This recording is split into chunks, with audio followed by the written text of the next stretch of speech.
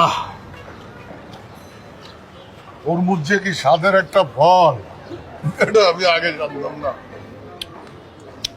হ্যাঁ ভাই তরমুজে একটু লবণ ছিটাই দিব।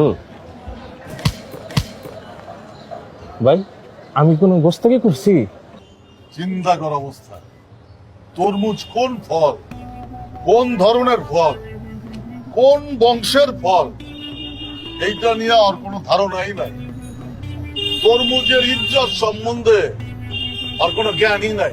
আলা কইল কি এটা? ভাই আমার ভুল হয়েছে ভাই। ভুল তো অবশ্যই করছস। তরমুজের গায়ে লবণ ছিটাইতে চাইতাছস, তরমুজের চোখে লাগবো না? ছোট ভাই বন্ধু, তুমি কইলাম একটা আবিষ্কারক, তুমি তো বন্ধু তরমুজের নতুন স্বাদ আবিষ্কার করছো।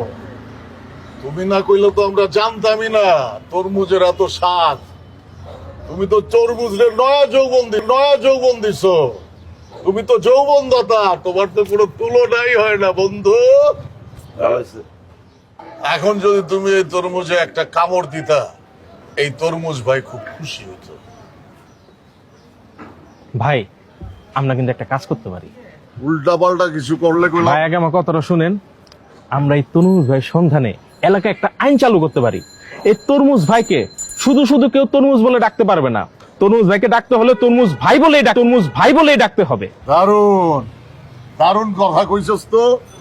তুই না একটা তরমুজ নাচ জানোস? হ্যাঁ জানি তো। এখন তুই আমার এই ছোট ভাই বন্ধুর সম্মানে সেই নাচটা নাইচা দেখা। ওই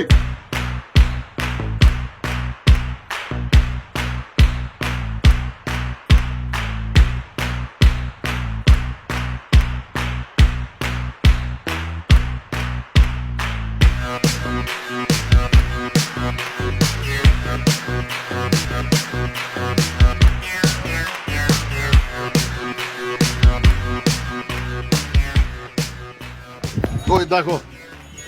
হ্যাঁ, আরে দেখতেছো না কেন? দেখতে হইব তো বন্ধু, আরে দেখতে হইব। চোখটা খুলো না। আরে তুমি না রাগিনীরে পছন্দ করো? রাগিনী মানেই তো নাচ, নাচ মানেই তো রাগিনী, নাচ মানেই তো রাগিনী। দেখো না, দেখো দেখো।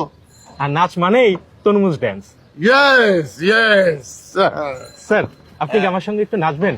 আপনার উপকারে আসতে পারে পরে। হ্যাঁ, উত্তম প্রস্তাব, খাঁটি প্রস্তাব, অতি উত্তম প্রস্তাব।